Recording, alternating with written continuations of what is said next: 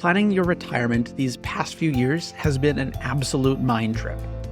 A global pandemic, the lockdown, 0% interest rates were great for borrowers but terrible for savers, then massive spikes of those interest rates, ships were stuck in canals, bridges collapsed, wars overseas, tariffs, new taxes, a non-stop barrage. If you're tired of it, can't blame you.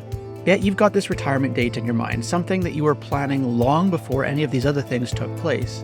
And you're caught in this conundrum of wondering how on earth you can retire confidently in spite of all of this craziness. You might even wonder if you're making a mistake. I get this question a fair bit as we help folks navigate this season of life. So in this video, I'm going to share a few data-backed reflections that will hopefully help you reframe what's going on in the world and how perhaps it might intersect with your financial plan as you approach retirement or even navigate through it.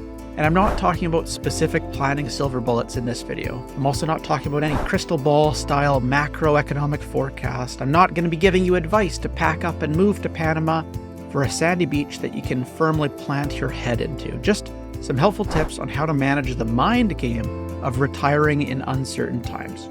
So let's dive in.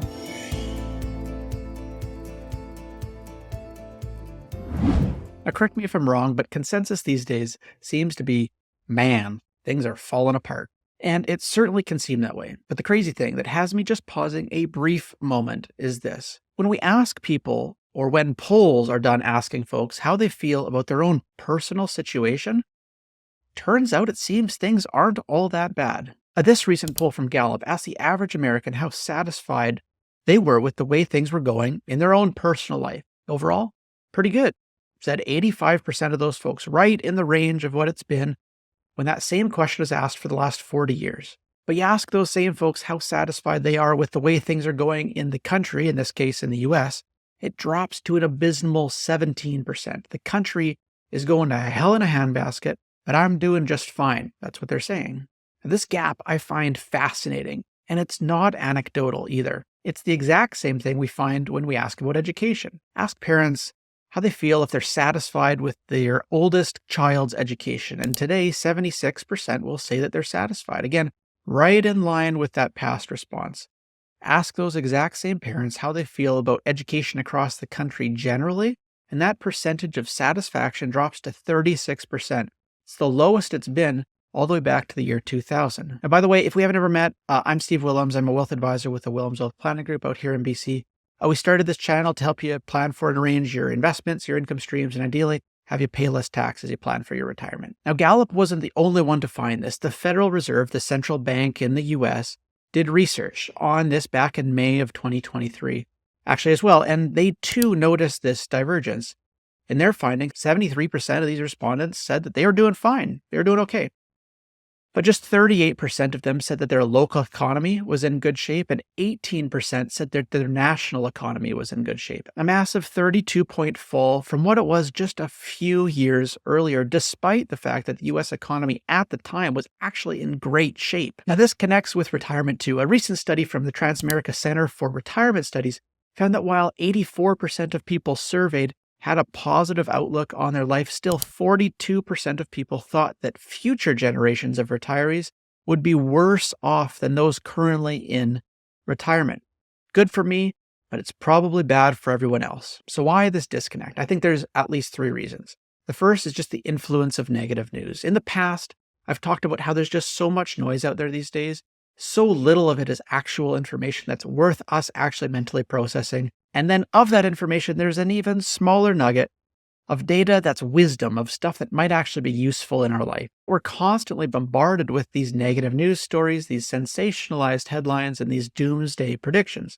If it bleeds, it leads. But of course, they'll save the last 2 minutes of the news cycle for that cute story of the cat stuck in the tree for the very end of the broadcast. This constant exposure to negativity absolutely skews our perception, and it makes us believe that the world is in a much worse state than our personal experiences would suggest. Now, to be clear, these bad things happened in the past too. What's changed and what's different now is that our connected world now live streams those bad things to us 24/7, with the added effect of dopamine luring us in, the car crash that you just can't take your eyes off of. The likelihood of you hearing about a global, once-in-a-lifetime event is now extremely high because of how interconnected everything is. The odds of those things happening in your life, though, they're still pretty low. The odds haven't changed. The reason you hear about it is because it performs well on TV and it gets the clicks online. So how do you fight this? My advice? Learn how to simply unplug. Selective exposure, a media diet of sorts. Our brains just aren't hardwired to have this much information, this much noise thrown at them. Another good one is to read history. Often some of the stuff that we see happening today, it feels novel. It feels like it's the first time that we've seen this, but only because we lack a sense of what's actually happened in the past. Read enough history, and you'll find a bit more comfort in the challenges that we face today. The confirmation bias is the second reason for this divergence. We have a tendency to seek out and to give more weight to information that confirms our existing beliefs and our biases. When we already have a really lousy view of the broader situation, we're more likely to latch on to negative news stories that are going to reinforce that view while dismissing any other positive developments. Which is to say, politics no doubt play into this. And that too is a pendulum that swings both ways. The way to fight confirmation bias is, ironically, not by surrounding yourself with the smartest people you've ever met, but instead by finding people who think differently than you. Steer into the uncomfortable conversations and don't try to convince anyone of anything. Just listen, be curious, ask questions. And when you do this, just pause and think to yourself and say, isn't that interesting? Even in your own head, try to play devil's advocate with your own beliefs. Ask, what if the opposite were true? This might seem naive, but I think of it a little bit more as a survival tactic to be able to play the long game. The third reason for this divergence is just a focusing on the problems rather than the progress that's being made.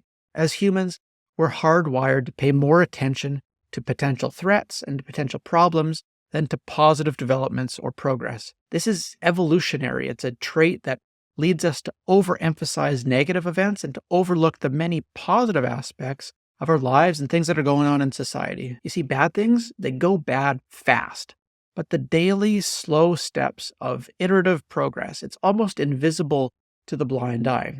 A best-selling author, Morgan Housel, in his book, The Psychology of Money, puts it this way. He says, progress happens too slowly to notice, but setbacks happen too quickly to ignore.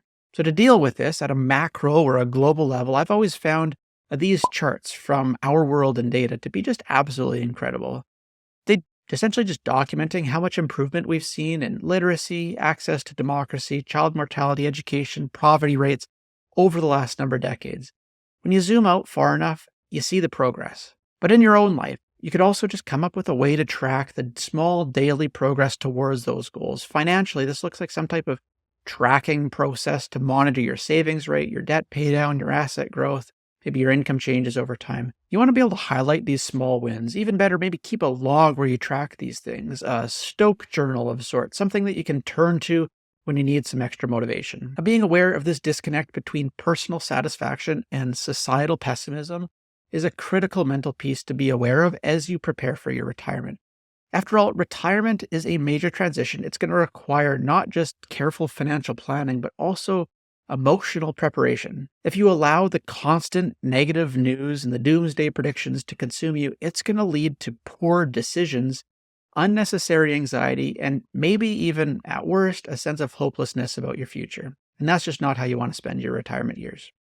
Now, I'll be the first to admit the mental and emotional challenges of retirement planning, they're not going to disappear anytime soon either. With the speed of the world picking up and certainly not slowing down, they may even get more pronounced. And that's why it's crucial that you develop the ability, almost a type of resilience, to separate your circumstances from the broader narrative. Don't be a slave to the negativity traps and the biases. It's just a recipe for a lousy retirement. Those who successfully phase through retirement, the ones who achieve that true fulfillment, are the ones who've freed themselves from the allure of this addictive and constant pessimism. Now, I'm not saying ignore society's real problems. Still, get involved with politics. Be the change that you want to see in your community. But also be aware of how the narrative is going to affect your mindset and consciously choose a more balanced, positive set of inputs that focuses you on your goals, your values, and things that bring you joy. A little bit different angle here this week. Just felt like with all the vibes that we're seeing these days, we needed a little bit of medicine. I hope you found that helpful. Thanks again for watching. I'll see you in the next video.